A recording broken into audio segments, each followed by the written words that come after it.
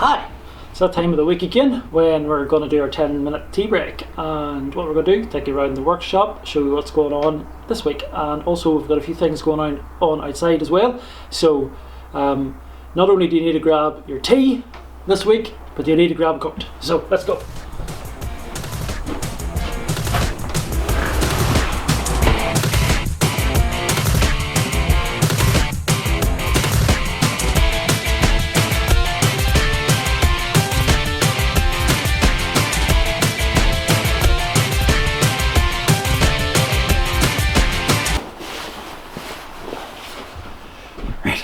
We'll try that again.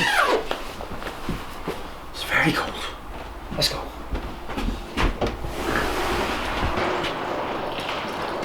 Okay, so in the garage this week we have this E46 330 Ci. Really nice tiny car actually, really good body on it. Black facelift, obviously black leather in it as well. Sort of pretty good spec, but automatic gearbox issues. Fortunately that happens. Has 130,000 miles or thereabouts on it, and the gearbox in those, although they're fairly reliable, it's not uncommon to see one go. The gearbox in those is a ZF A5S 325Z, or 5HP 19 as it's known as well, and the oil for it's actually quite hard to get. Filter's no problem, but the oil uses LT71141 automatic transmission fluid, and there's a couple of newer oils now out that have the same specifications, but they're quite hard to get. And actually right at this minute, because of all the border controls and things that are happening with all the European legislation changes and trade laws now, it's actually quite hard to get the oil. The oil that we usually would have used is actually held up in Germany, and we can't get it. They just won't ship it to Northern Ireland at the minute, because they think that Northern Ireland will just then ship it on to England and will avoid all the VAT and taxes and stuff. We actually just need the oil, but no, we can't get it at the minute. So we're waiting on a different oil coming tomorrow, which we're going to trial. We haven't used it before, made by Comma. We're hoping that that'll work out. It's the only oil that we can get at the minute, the only oil that's in stock in the country, so we're going to try that. Normally we would keep a whole pile of it in stock, but we've actually run out because we've been doing a couple of these jobs, so we've run out of that oil, so we'll have to wait until that comes in. But once that's in, then that's all sorted with this car. Be a nice wee cruiser again. I believe it's going to be up for sale once it's finished. The lady that owns it is for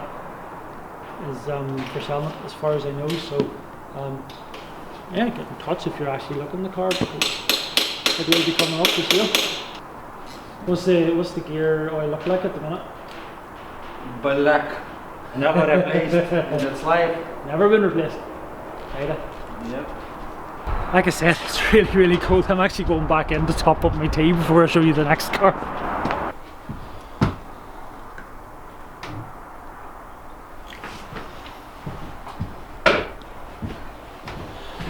Right, that should be good and hot now. I think I can hear Igor shouting. Just need to check what's going on here with him. I got him out! I finally got him out! I can't get myself out though. Oh. Hello. Didn't know I had a company. Did you hear that? Yes, you can't really do it on the ground without taking a subframe out bolts, taking the subframe bolts out and engine mount. Yes. Kinda awkward but doable. So yes, all those bolts,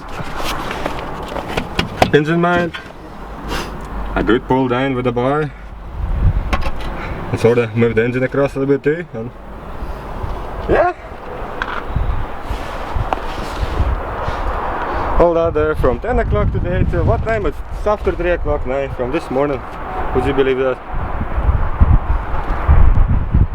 Otherwise, never buy an X5. Okay, the next car I wanted to show you is this 1996 E31 840 Ci. Really, really rare colour. I'm going to see if you can guess what colour it is. There wasn't too many came in this colour. Everybody thinks when they think of a red one, they think, oh right, it'll be brilliant red or it'll be Calypso red or something like that. But no, it's not. So have a guess and see what you think. I talk about the colour because we need to put a sunroof in it, and that means getting a sunroof panel. Now we could go to BMW and get one for £1,000, or we could try and get a second hand one that isn't rotten and paint it. So we're looking for a second hand one. It's really cold, so I'm going to get inside. I want to show you some of the rest of this car. So round here we love E31s, and I'm not sure if that's because of the shape or the engines, or just the fact that they're immensely cool, pillarless coupes, which is always the coolest type of car. But you know, we've worked on a few here, and sometimes you get ones that just need an awful lot of work, and this one needs an awful lot of work. So it came to a whole load of electrical issues. So far we've replaced the general module, which fixed some of the interior stuff that was broke. It actually came with one already bought for it, but it turned out to be the wrong one, so we had to source another one. It's very expensive, of course. And then once we did that, then found all the problems with ABS, so we had to sort out an ABS module. Again, very expensive, hard to get. Check BMW for these prices as well for the parts of these, but a lot of them you just can't get. And then this would be the next thing, which is like that. With BMW, the rear ABS sensors are £600 each, plus VAT, and they are discontinued, or at least we reckon they're discontinued. They're not available. They're on back order until June, and this is from January, because I checked about 2 weeks ago, and so they're on about 6 months of back order. And generally, once they're at that stage, it means they're probably not going to come back. Even if they do, we can't wait 6 months. So we're actually going to have to somehow make something. Now, we could have, if there had been original sensors in the rear of it, take them out and splice in some new wires and hopefully make them work again somehow. But because somebody has actually taken the originals out and put in aftermarket sensors which do not fit in any way possible, they've also damaged them putting them in because there was such a bad fit that those aftermarket ones are completely scrap. We have nothing to work from. So at the minute what we're doing, and I think that's what this one is sitting here, is we're trying to find a sensor that's similar from an E34, E32, something like that, so that we can maybe try and get that to work in it. We may have to change the ABS rings to suit or something, but at this point it has become a bit of an electrical conundrum, and we are trying to find a solution. Now this isn't the first time we've had to find a solution to an E31 problem. We've had ABS problems on E31s before where nobody in the company's been able to fix them. So we're doing what we can to help the customer and trying to keep it within relatively smaller budget. We're still talking well into the thousands for the fix that this is going to require. There's also a lot of bushes and suspension and stuff need worked on this car, so it looks really pretty from the outside. Even the interior is really nice, actually. The interior is really good, lovely sports heated seats, but underneath the car there's a lot of issues, but we're working through them.